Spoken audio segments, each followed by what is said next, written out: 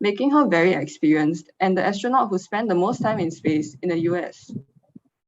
She's also survived a violent landing in 2008. Now, while the women that have made it to space have made contributions, there are many who did not get this opportunity, but still tried their best to contribute from the ground. For decades, women have performed essential roles to enable the safe development of human spaceflight. Notably, Katherine Johnson from NASA is a hidden figure mathematician and was instrumental in getting astronauts into orbit safely and helped put humans, although mainly men it seems, on the moon. Computer scientist Margaret Hamilton's software code was also crucial to the safety of NASA's lunar missions. Next, Mary Jackson is the first African-American female engineer and performed years of research focusing on the behavior of the boundary layer of air around airplanes. She broke down barriers for African Americans and women alike that wanted to be engineers. She also managed NASA's women's program in an effort to bring more equality into NASA's system. Recently, the trend continues today and into the further reaches of space. Kathy Bowman had helped to develop the algorithm that created the first ever image of a black hole. Swati Mohan is an engineer leading NASA's mission guidance and control operations and has become the face of the successful Mars landing of the Perseverance rover in early 2021.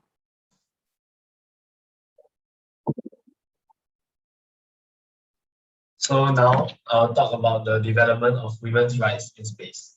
So to start off the entire discussion on the timeline and events that occurred before women in space became a mainstream thing, I would like to use the story of Mae Jemison.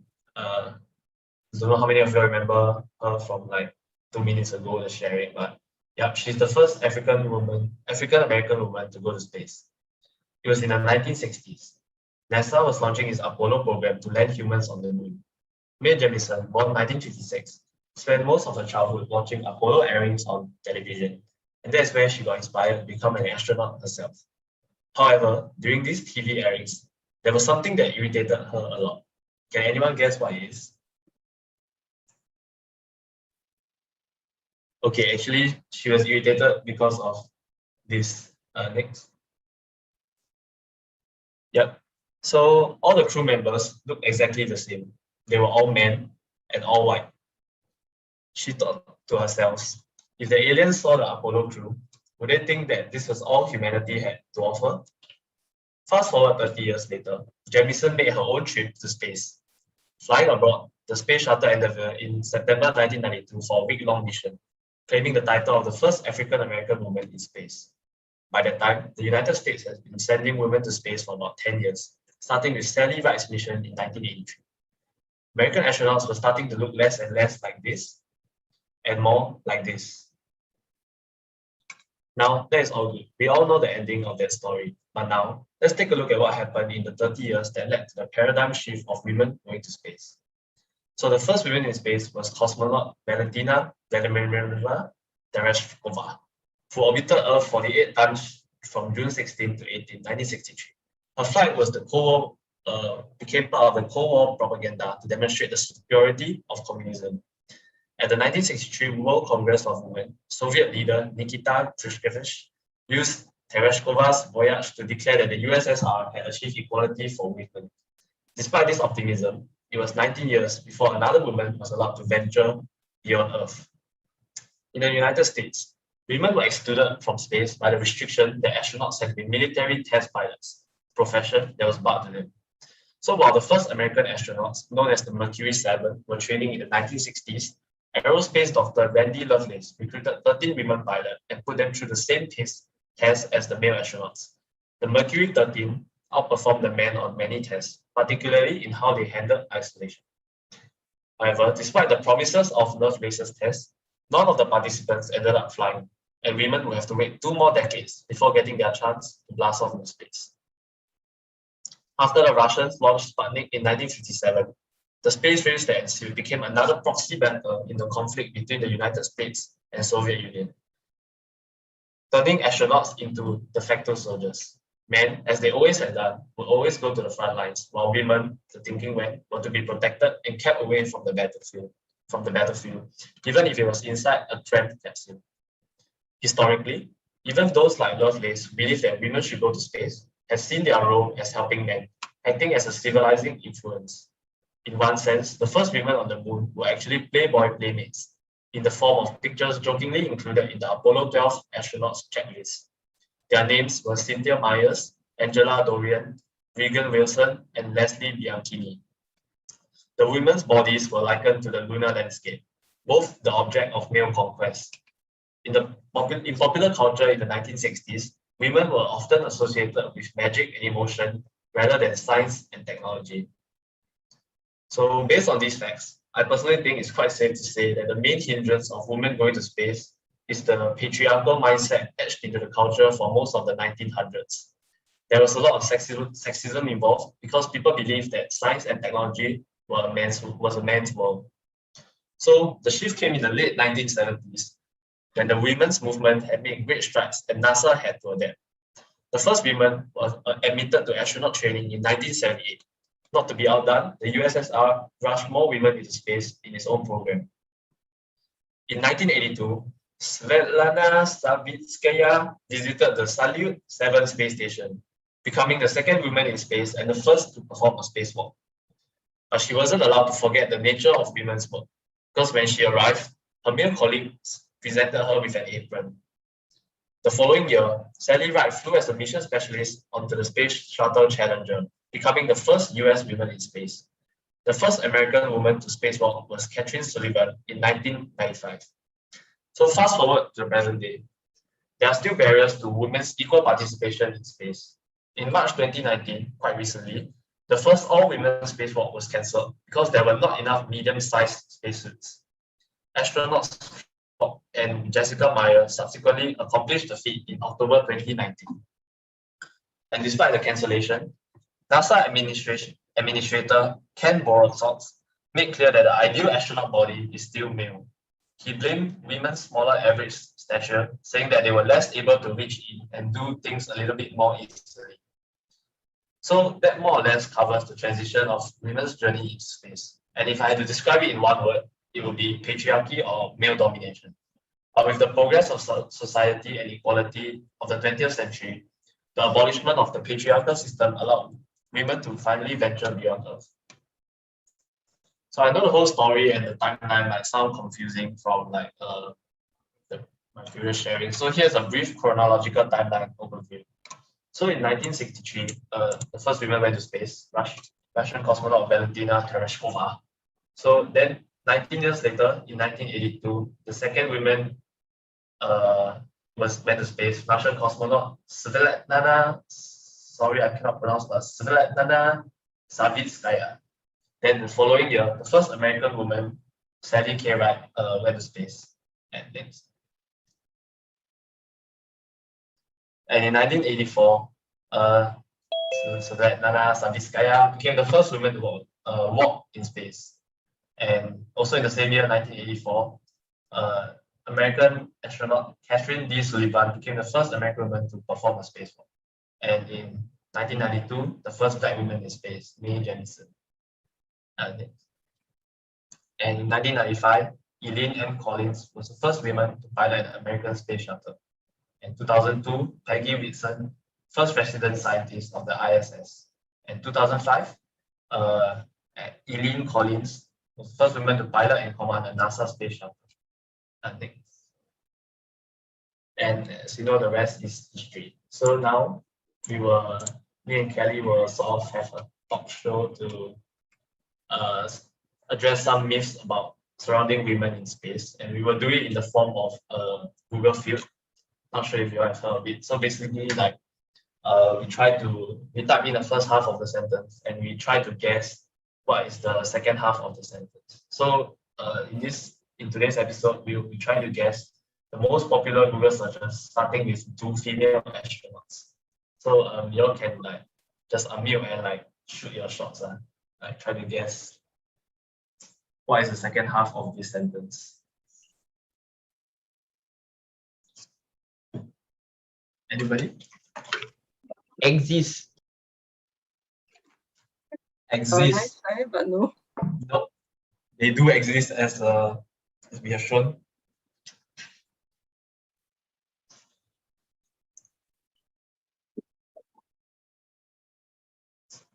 Anybody? Okay, Kelly, maybe they need some help. Let's show them like one of the columns to get them going. How about we start from the least searched one? Do women wash their hair in space? That's a good question. Anyone else want to try and guess the other questions? There's actually quite a few related to hair in the search histories.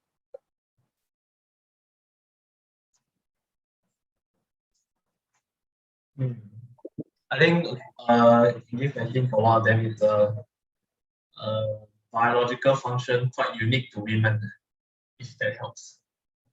Okay, someone says wear makeup.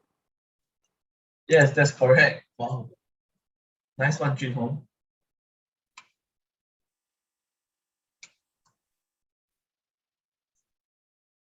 Anybody want to take a guess at the biological function, like it's a monthly function of the do they have yes. their period? Yes, that's correct. Confirm. Do female astronauts have periods in space? Got stop one, man? We will address all the myths in the upcoming slides, so stay patient.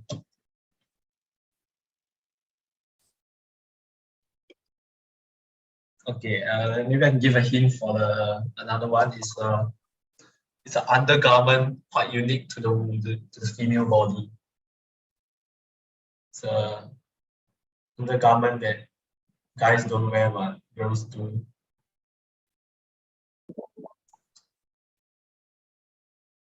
Oh yes, I see in the chat. Yes, Junhong, that's right. Do female astronauts wear bras in space?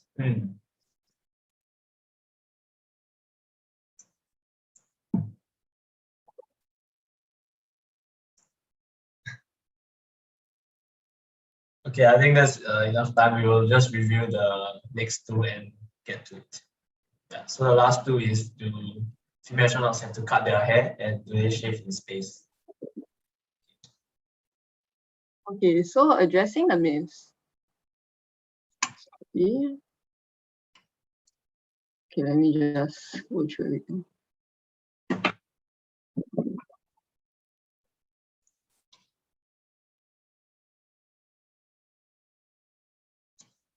Okay, so addressing the searches, right?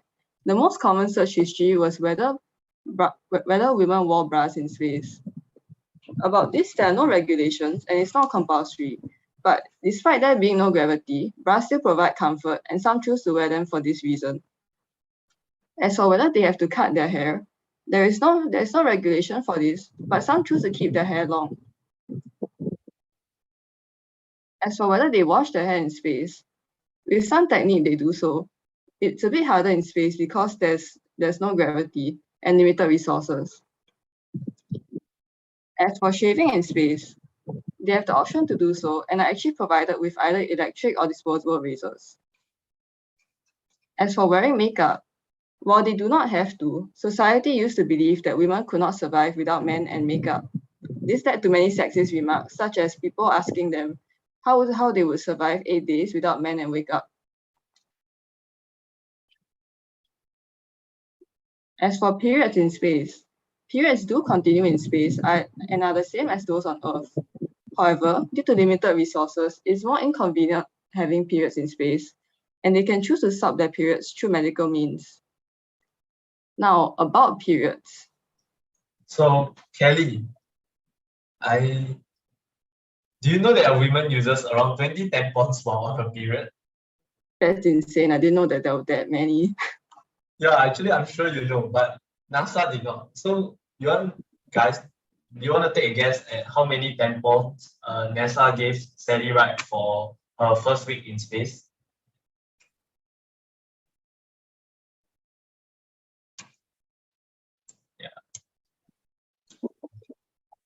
I see some answers 30, 50, 150. That's pretty Actually, close. 150 is the average. NASA thought that Sally Ride needed 100 or 200 tampons a week in space, which is actually 5 or more times the amount she would have actually needed. So we have more or less come to the end of our presentation about women in space, and we would like to conclude with a quote by Sally Ride. All adventures, especially into new territory, are scary, and the achievements of women in space is a list that is ever growing. Women have worked tirelessly to break down the barriers and open up opportunities for others. Not too long ago, even being an engineer as a woman was considered impossible.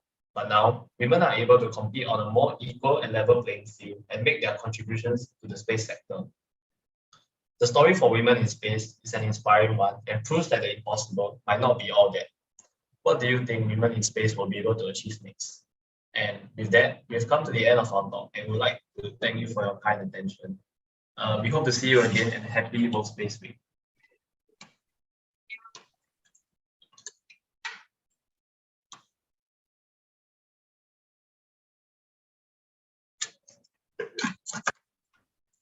Okay, thank you, Wesley and Kelly, for your talk. Thank you. Anyone has any questions for them?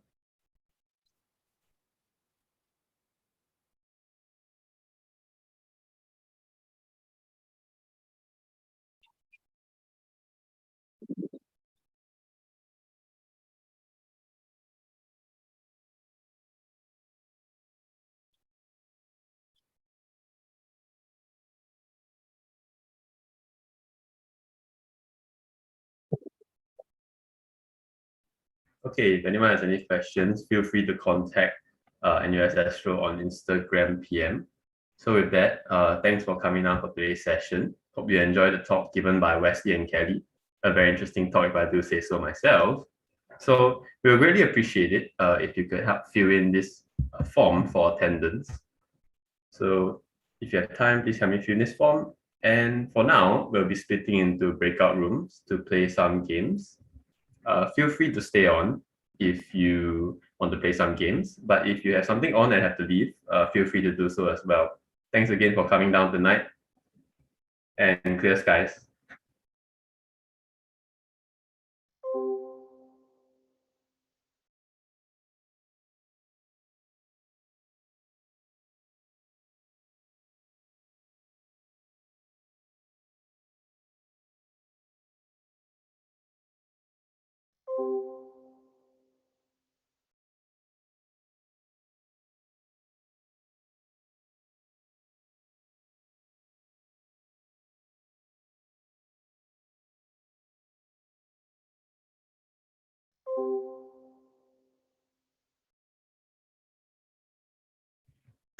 We'll be splitting shortly once the breakout rooms have been assigned.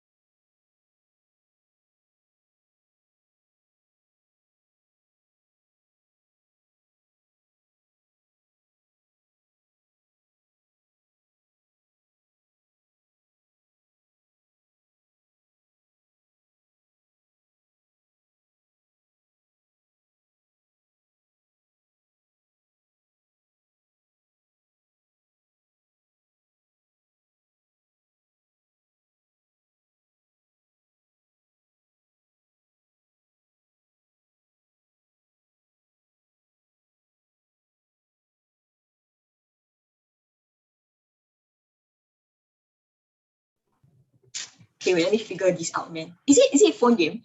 Yeah. Can. Okay, everybody go download this if you don't have. Wait, Stumble Guys. Oh wait, I see the ad before.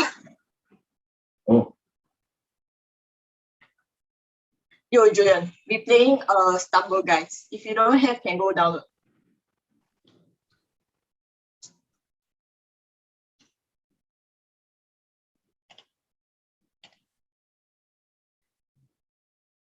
Just give me a moment. School Wi-Fi a bit slow.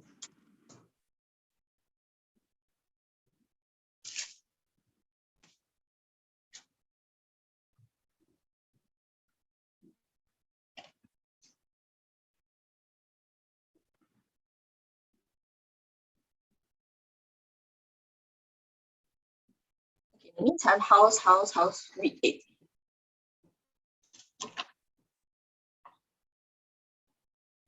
I don't study.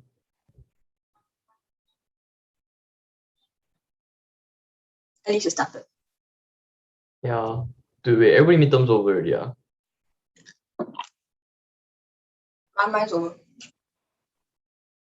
What? Sorry? Oh, sheesh. That's like yesterday. Congrats. just finished my presentation, so it was a bit chill this week. It was a bit chill, nice. Okay, wait. How do we play together? How does this work? Okay, very easy one. Wait, so I'll create. So you see on the right side of the screen it says like party. Okay. Yeah, so you click party, then we argue the code. So the code is 74738. 74738.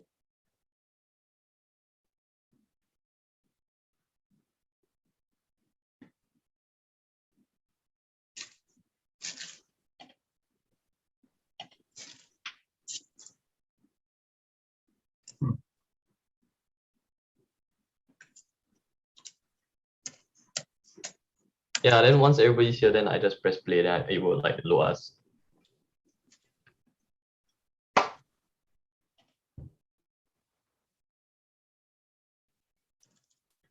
Yeah. It's Asia, yeah.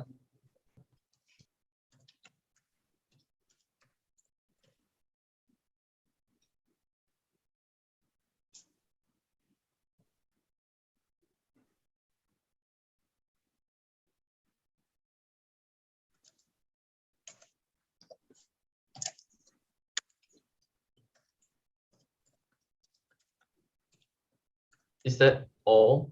Is Evan playing?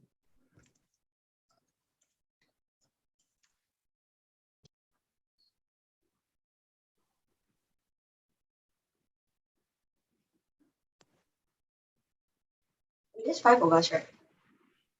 Oh, yeah, we are.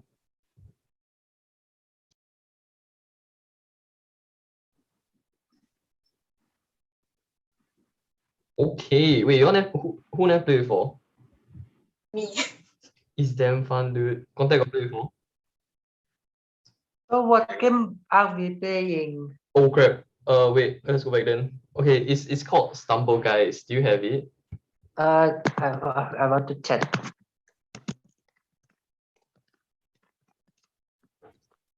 Wait, Stumble.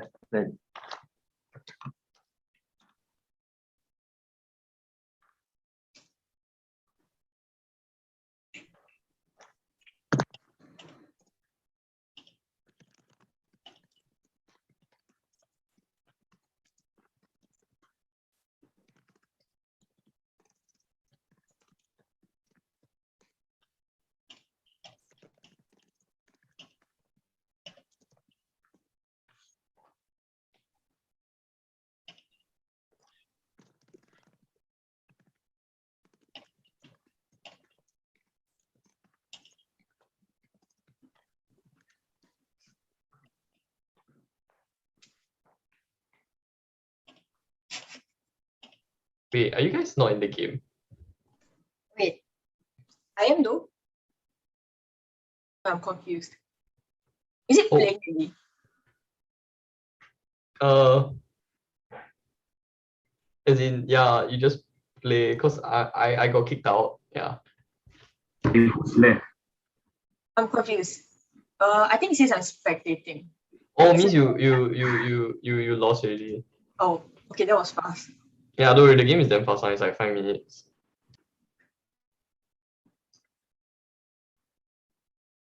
Any of you still in the game?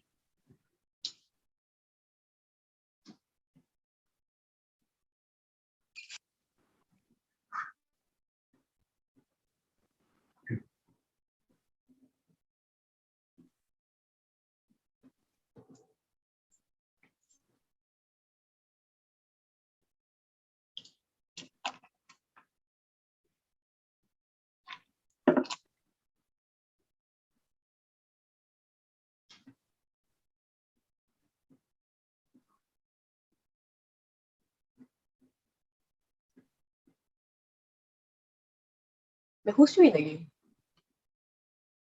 Not me. Not me.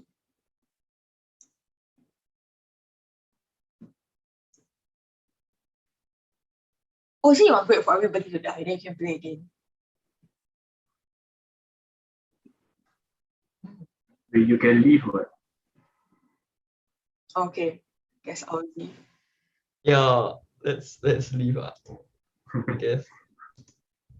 I thought we want to play a space-related game like guess the name of the star, or we play some like maybe assignment-related game or something like you do on the assignment or something.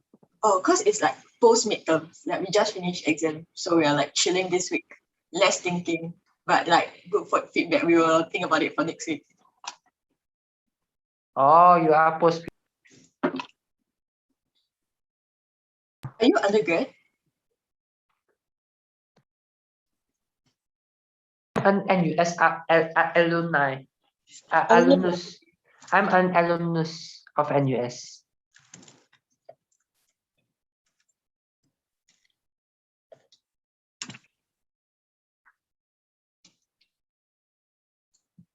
Oh, when do you graduate? I'm in NUS. Wait, you're alumni, right?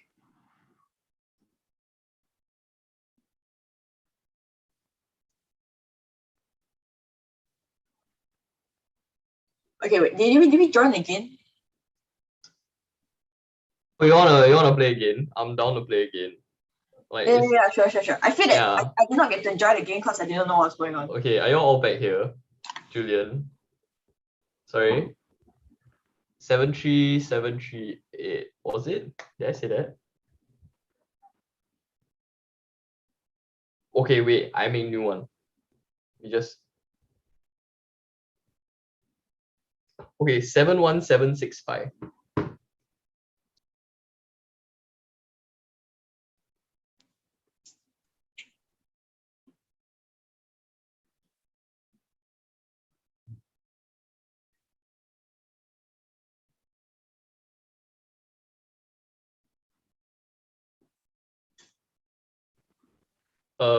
I am the host. I think the other two are Kaiwen and Kongtet. Is Ming Chuan playing?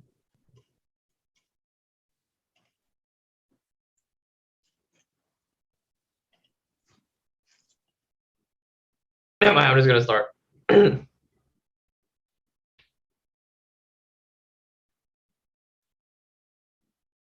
The song is very satisfying, by the way. I'll mute myself and play it out. Should be fighting. I thought we want to play a space-related game.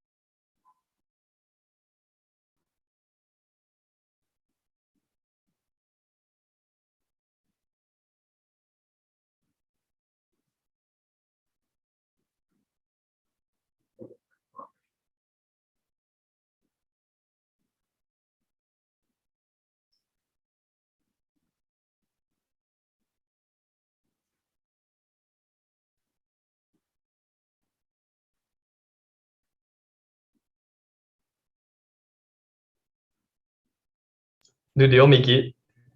Oh. Huh? It's damn hard, right? Wait, did any one of us make it? I think me and Julian did. I saw his name. Damn. Okay, wait. Fast one. 2 minutes only. Bro, I feel bad. The guy just wanted to play a space-related game. Yeah. No, actually I was really confused because he like I'm not sure if he understood because I explained one time then Yeah. he kept asked again. But the words were so like phrased in the same way that I was in my head I was thinking, is this like a bot? Is this like a recording? But Oh my god. Yeah, dude, it was interesting.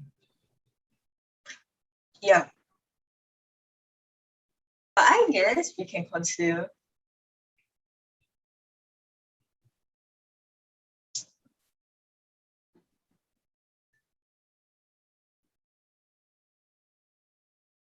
Walao eh, this one like hard only. Oof. Okay, like if you lose connection, then after that I will leave also, then we can play another round.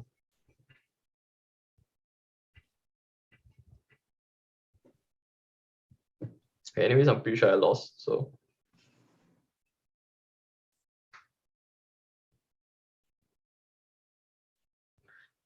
Okay, I got kicked. Wait, are you in the lobby again?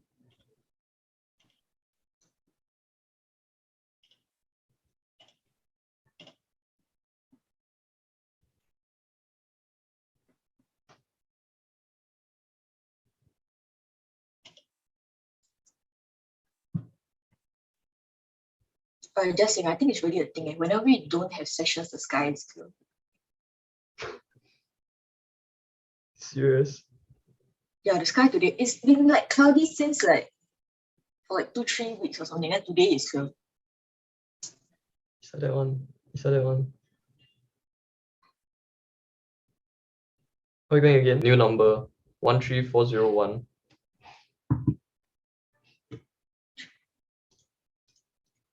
Yeah, it almost feels like we have to ambush the weather or something.